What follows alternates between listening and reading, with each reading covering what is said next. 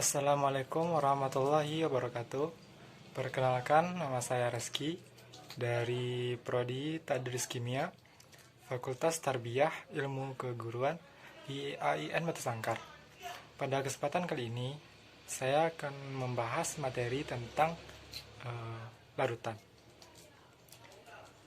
Tujuan praktikum kita tentang larutan yang pertama, mengetahui kepolaran beberapa senyawa.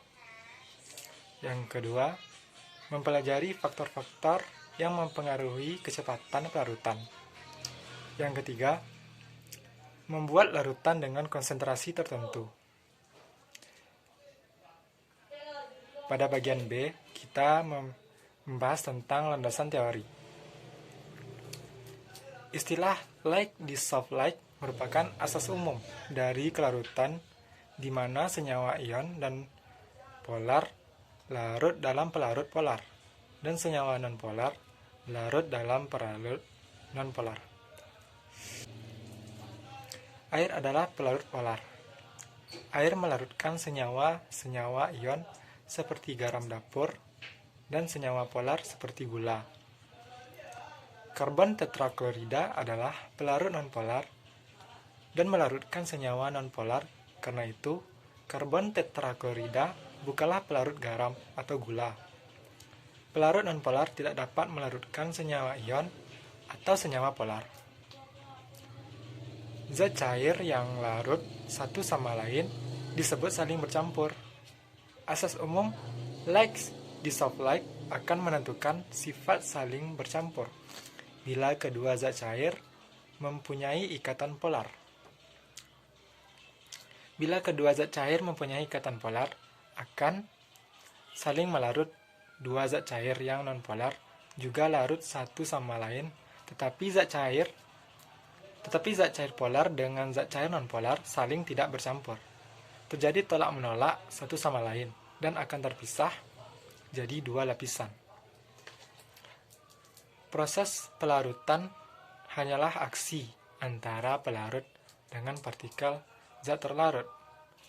Molekul-molekul pelarut menyerang partikel zat terlarut dan menyeretnya ke dalam larutan kecepatan. Pelarutan tergantung pada kecepatan pelarut. Pelarutan tergantung pada kecepatan pelarut menyerang zat terlarut. Percobaan ini kita akan mempelajari bagaimana faktor ukuran partikel, pengadukan, dan suhu mempengaruhi kecepatan pelarutan. Jumlah zat terlarut dalam sejumlah larutan disebut konsentrasi. Konsentrasi dapat dinyatakan secara kualitatif dengan istilah encer atau pekat. Konsentrasi zat terlarut dalam larutan dinyatakan dalam beberapa satuan, yaitu normalitas dilambangkan dengan N, molaritas dilambangkan dengan N besar, molaritas dilambangkan dengan N kecil, persen berat, persen volume fraksi mol. Pemilihan dalam percobaan ini, satuan konsentrasi reagen yang akan dibuat adalah pada molaritas M, molaritas normalitas, dan persen berat kemolaran adalah salah satu cara menentukan konsentrasi larutan. Secara kuantitatif, konsentrasi molar didefinisikan sebagai jumlah mol zat terlarut per liter larutan. Konsentrasi molar disebut juga kemolaran. Dapat dinyatakan dengan M sama dengan N per V.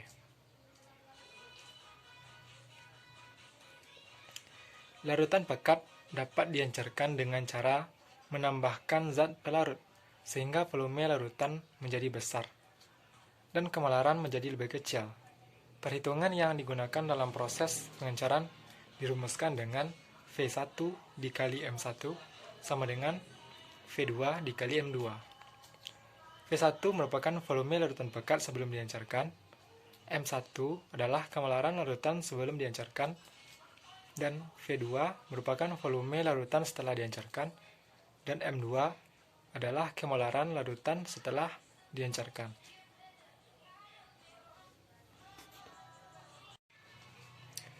Bahasan kita yang selanjutnya adalah alat dan bahan. Yang pertama, alat. Alat yang kita gunakan dalam praktikum larutan yang kita perlukan dalam praktikum larutan kali ini.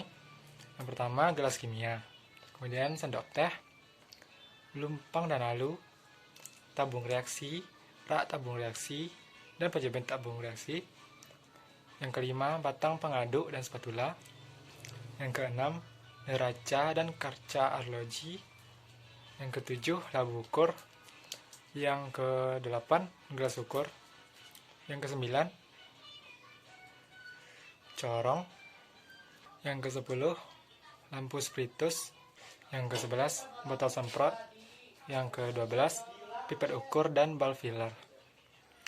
Bahan-bahan kimia yang kita perlukan: yang pertama, garam dapur. Yang kedua, gula pasir. Yang ketiga, tablet vitamin C. Yang keempat, soda kue. Yang kelima, bensin. Yang keenam, vetsin atau bisa kita pakai Ajinomoto. Yang ketujuh, margarin. Yang kedelapan, minyak tanah. Yang kesembilan, deterjen. Yang kesepuluh, minyak goreng. Yang ke-11, air suling. Yang ke-12, natrium hidroksida, kristal, NaOH atau Cu, dan CuSO4 5H2O kristal, serta natrium karbonat. Yang ke-13, HCl pekat. Yang ke-14, asam sulfat pekat.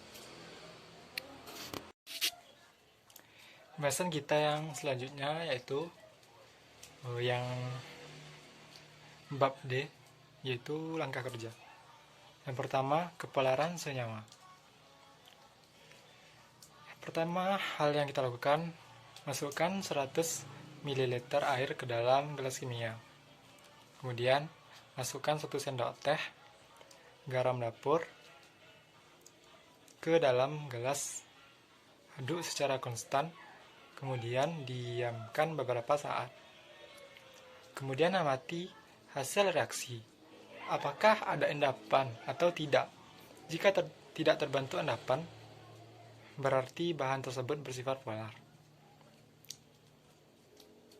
Jika terbentuk endapan, berarti bahan tersebut bersifat nonpolar.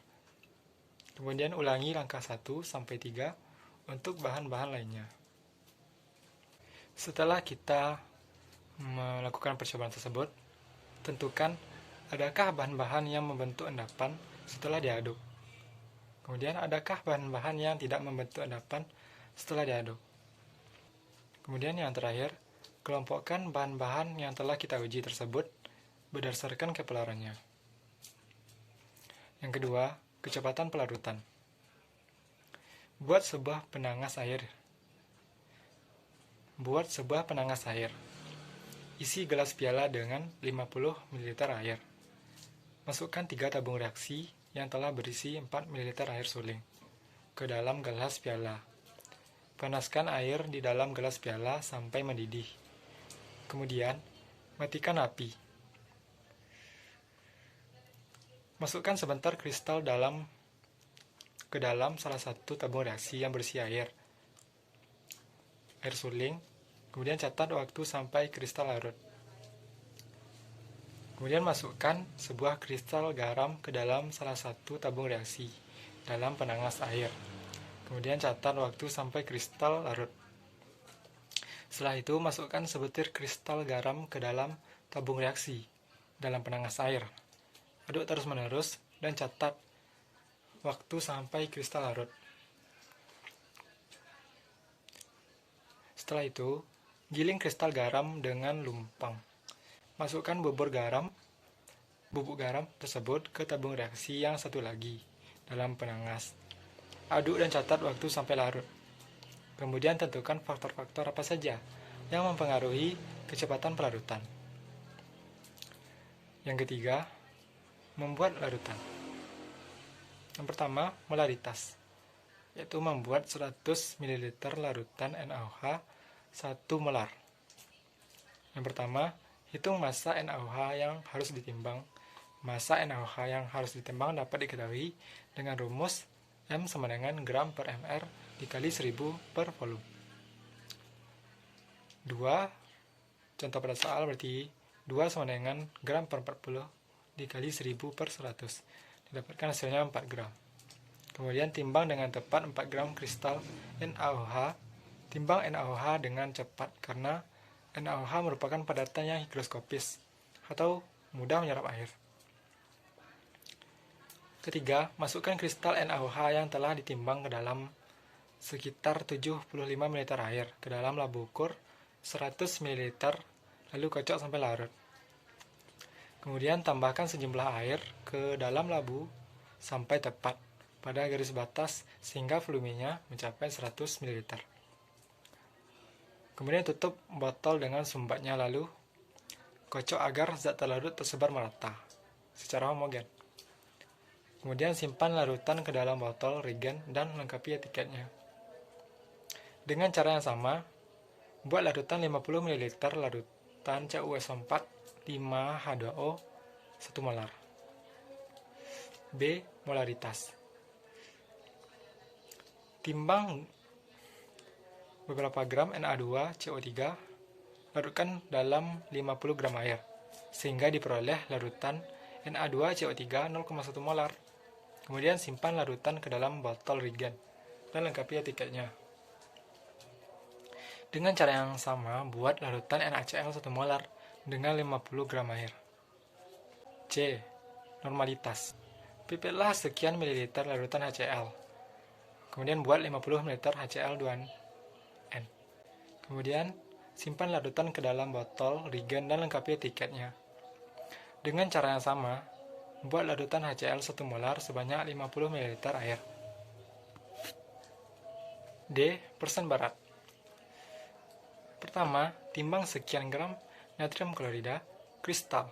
Kemudian larutkan dengan air sehingga diperoleh larutan NaCl 1% sebanyak 50 ml. Kemudian simpan larutan dalam botol reagen dan lengkapi etiketnya. Dengan cara yang sama, buat larutan HCl1N sebanyak 50 ml air. Langkah kerja yang terakhir yaitu pengenceran, yakni membuat 100 ml larutan H2SO4 0,3 molar dari asam sulfat pekat. Yang pertama, hitung kemolaran larutan H2SO4 pekat. Kemudian hitung volume H2SO4 yang harus dipipat menggunakan rumus pengenceran. Kemudian pipet 1,67 ml H2SO4 pekat dan masukkan sedikit demi sedikit ke dalam labu ukur yang telah berisi sekitar 75 ml air sambil terus dikocok perlahan-lahan. Kemudian tambahkan sejumlah air sampai tepat pada garis batas hingga volumenya 100 ml. Hanya itulah yang bisa saya jelaskan. Salah dan janggal saya mohon maaf. Wabillahi taufiq wal hidayah. Assalamualaikum warahmatullahi wabarakatuh.